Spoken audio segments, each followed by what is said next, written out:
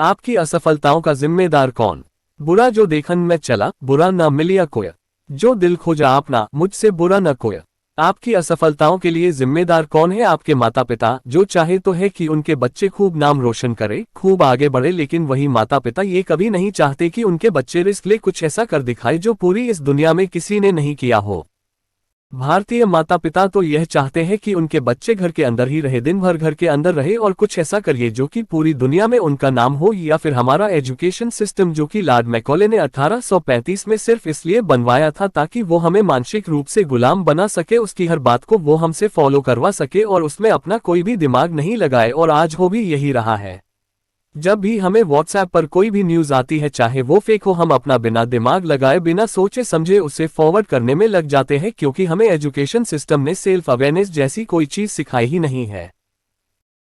हमारा education system तो हमें इतिहास रटना सिखाता है, ना कि इतिहास रचना। और सबसे बड़ी डैक की बात तो यह है कि जिस एजुकेशन सिस्टम में हम पढ़ते हैं, हर दिन जहां जाते हैं वहीं पर हमारा राष्ट्रगान, जो कि जन गण मन अधिनायक जय हे है, हम उसे गाते तो है, लेकिन कई भारतीय को उसका माना ही नहीं पता। या फिर जिम्मेदार है हमारी सरकारें, जहां यदि एक युवा सरकारी नौकरी पाने के लिए निकलता है तो उस एक नौकरी को पाने के लिए उसको अपने जैसी लाखों युवाओं के साथ प्रतिस्पर्धा करना पड़ता है। चलिए मान लेते हैं ये सब आपके असफलता के लिए जिम्मेदार है, लेकिन कई सालों से इन्हें जिम्मेदार ठहराने के बाद भी क्या आप सफल हो पाए? नहीं, बिल्कुल नहीं, और हो भी नहीं पाएंगे।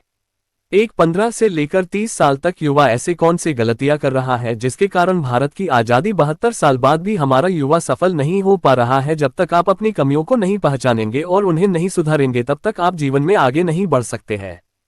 तो ऐसे कौन सी कमियां हैं जो आपको आज से ही सुधारनी है? नंबर 1, टेक्नोलॉजी का गलत प्रयोग। पहली चीज जो आपके जीवन को बर्बाद कर रही है। आज कोई भी इंसान अपनी पत्नी, अपने बच्चों, अपने माता पिता से भी ज्यादा समय अपने फोन के साथ गुजरता है। चाहे काम हो या ना हो, वो दिन भर अपने फोन को देखता रहता है। ऐसा क्या है इस फोन में? हर इंसान के फोन में 5 से 6 ऐसे एप्लीकेशन होते हैं जिनमें वो दिन भर लगा होता है। हर कुछ देर में उन्हें वो खोलता है, फिर बंद करता है, खोलता है, फिर बंद करता है। उसे ये बात बहुत अच्छे से पता है कि इससे उसका बहुत सारा समय बर्बाद हो रहा है, लेकिन उसके बाद भी वो ये करता रहता है। नंबर 2, युवाओं का रिलेशनशिप। दूसरा सबसे बड़ा कारण है कि आज के युवाओं का रिलेशनशिप जो साल में मौसम की तरह कई बार बदलता है। पहले ये परेशान रहते हैं कि हमारे जिंदगी में कोई है नहीं, जब कोई आ जाता है तब परेशान रहते हैं कि ये आया क्यों, और जब वो उसे छोड़कर चला जाता है तो फिर परेशान रहते हैं कि इसने हमें धोखा दिया, और इसी धोखे से उभरने के लिए वो अपने जीवन के कई सारे साल को बर्बाद कर देता है। बाबू जान सोना करने के चक्कर में वो ये भूल जाते हैं कि उनकी जिंदगी में इससे भी ज्यादा कुछ महत्वपूर्ण है। पहले वो एक दूसरे से वादा करते हैं कि एक दूसरे के साथ रहेंगे, लेकिन फिर वो ना दोनों एक दूसरे के साथ रहते हैं और ना ही ये समय उनके साथ रहता है। नंबर 3, इनोवेशन का ना होना। तीसरा सबसे महत्वपूर्ण कारण है कि हमारी सोच में इनोवेशन का ना होना। आज हम भारतीय बहुत ही फक्र के साथ कहते हैं, और होना भी चाहिए, कि हमारे सुंदर पिचाई गूगल के सीईओ है, सत्य नडेला माइक्रोसॉफ्ट के सीईओ हैं, इंदिरा नोई पेप्सी के सीईओ हैं, और ऐसे बहुत सारे भारतीय विदेशी कंपनियों के लिए बहुत अच्छा कर रहे हैं।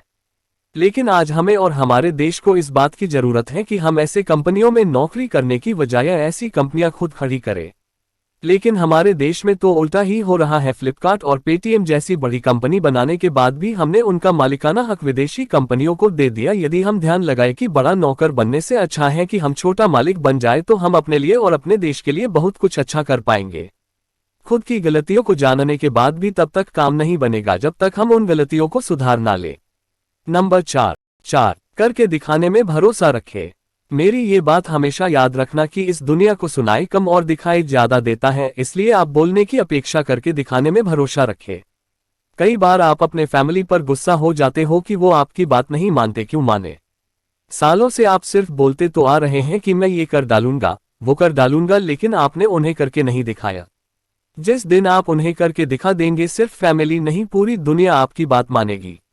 नंबर 5, खुद के साथ एक्सपेरिमेंट करें। आपको अपने साथ एक्सपेरिमेंट करना होगा। दुनिया जरूर कहती है कि एक लक्ष्य बनाओ और उसे हासिल करके दिखाओ, लेकिन उस एक लक्ष्य को बनाने से पहले आपको कई बार अपने साथ एक्सपेरिमेंट करना होगा। जैसे हुसैन बोल्ट बहुत ही अच्छे क्रिकेटर थे, लेकिन उन्होंने अपने प्रतिभा को पहचाना और दुनिया के सबसे तेज धावक बने। महेंद्र सिंह धोनी जो पहले बहुत ही अच्छा फुटबॉल खेलते थे, लेकिन अपने आप को जाना पहचाना और भारतीय टीम के सर्वश्रेष्ठ कप्तान बने। ऐसे ही आपको भी अपने साथ एक्सपेरिमेंट करना होगा और उसी के बाद आगे बढ़ना होगा।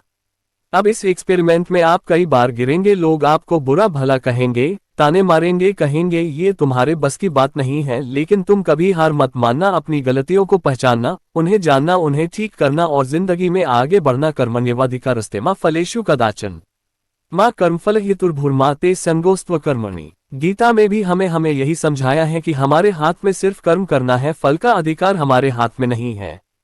वो हमें ईश्वर देंगे अच्छे कर्मों का अच्छा फल और बुरे कर्मों का बुरा फल। इसके लिए आप हमेशा तैयार रहिए। आशा करता हूँ कि मेरी बातें आपको समझ में आई होगी।